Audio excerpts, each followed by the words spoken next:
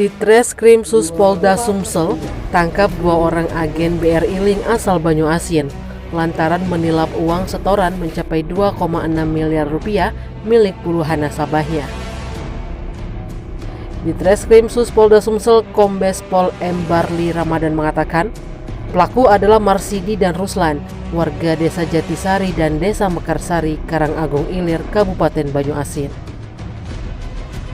Modus yang dilakukan tersangka yakni memfasilitasi para nasabahnya untuk mengajukan pinjaman ke Bank BRI.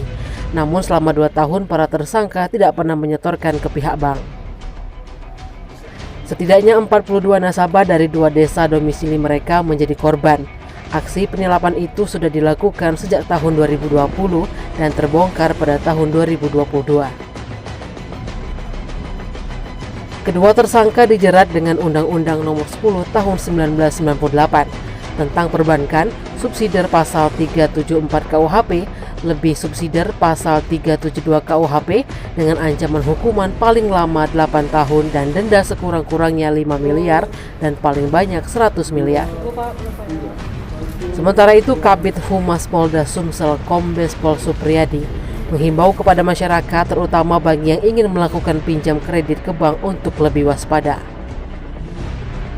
Tim Liputan Sumsel Update TV melaporkan.